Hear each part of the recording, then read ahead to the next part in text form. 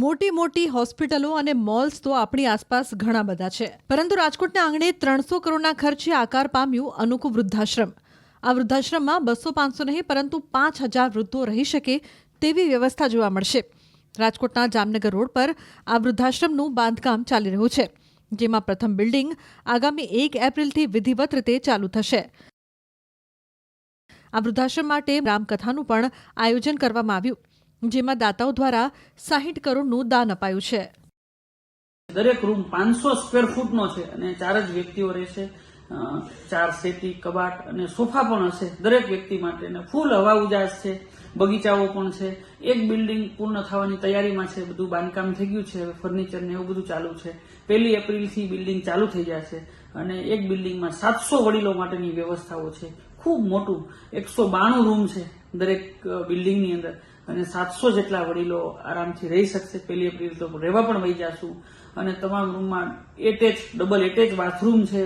બધી સુવિધાઓ, આપણું ઘર હોય, સારી હોટલ હોય ને કેવી સુવિધા હોય એવી સરસ સુવિધાઓ રાખી દીધી છે. ટોટલ 7 બિલ્ડિંગ છે, એટલે કે 5000 વડીલો માટેની સુવિધાઓ રાખી છે. પહેલું બિલ્ડિંગ તૈયાર થવાની આરે છે, બીજું બિલ્ડિંગ ચાલુ છે અને એક રસોડાનું પ્રસાદ ભવન પણ તૈયાર થાય છે. જે બંને બિલ્ડિંગના રસોડા, કિચન, ડાઇનિંગ હોલ અને આખું એક ઓડિટોરિયમ તૈયાર થાય છે, એ પણ હશે.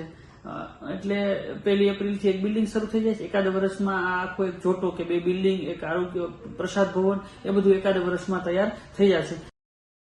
ઉલ્લેખનીય છે કે સદભાવના વૃદ્ધાશ્રમના નિર્માણ માટે દરેક વર્ષે 2 ઇમારતનું કામ હાથ ધરાશે અને આગામી 5 વર્ષમાં આ તમામ ઇમારતો ઊભી કરાશે, જેના માટે આશરે 300 કરોડ રૂપિયાનો ખર્ચ થવાનો અંદાજ છે. નવાઈની બાબત તો એ છે કે આ અનોખા વૃદ્ધાશ્રમની દરેક બિલ્ડિંગ 11 માળની બનાવાઈ છે, જેમાં પ્રથમ બિલ્ડિંગના ગ્રાઉન્ડ ફ્લોર પર આરોગ્ય ભવન બનાવવામાં આવ્યું છે, જ્યાં વડીલોને પ્રાથમિક સારવાર આપવામાં આવશે.